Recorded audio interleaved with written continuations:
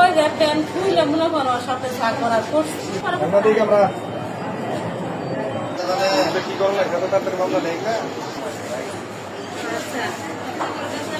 আমার মেয়ের এনে গেছে নেতা নাইরে দংশন করছে কইরা নাইরে আর তার বাদও আমি বিচার চাই আমার শিশুর বাচ্চারে আপনারা যা করেন আমি এটাই চাই। আমার কেউ নাই, আমার নাই বলতে কেউ নাই।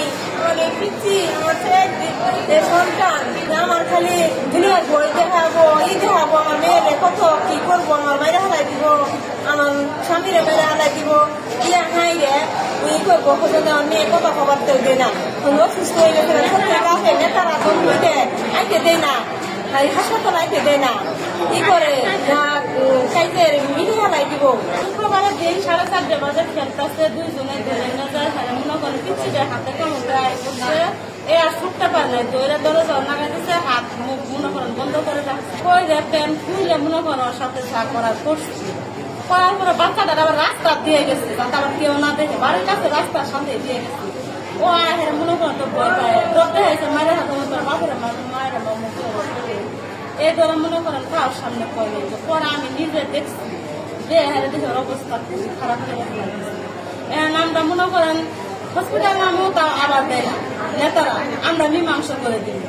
ওরা মনে করেন আমার রাস্তা 3-4 খান আটকাইছে, আবার এ নয় ভর্তি দিচ্ছে, তারপরও নেতারা আসছে ভর্তির দরকার নাই, চলো জায়গা আমরা মীমাংসা করে দিই। এটা ওভার মীমাংসার দরকার নেই, আমরা ঘরে কাছে এখন আবেদন মনে করেন এটা আমরা ঘরে হাতে তাড়াতাড়ি করবেন।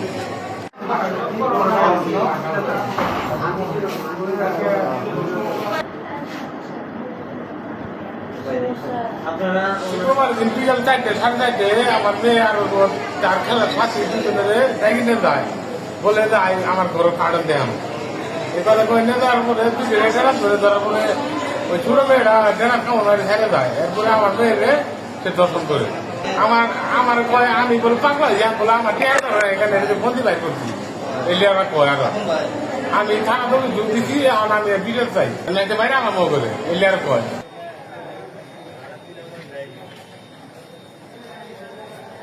বিষয়টা হলো যে ভাই যে একটা ধর্ষণের অভিযোগ আছে, প্রাথমিকভাবে অভিযোগের সত্যতা পাওয়া গেছে। এই মামলা রুজু প্রক্রিয়াধীন, আসামি গ্রেপ্তারের অভিযান অব্যাহত আছে।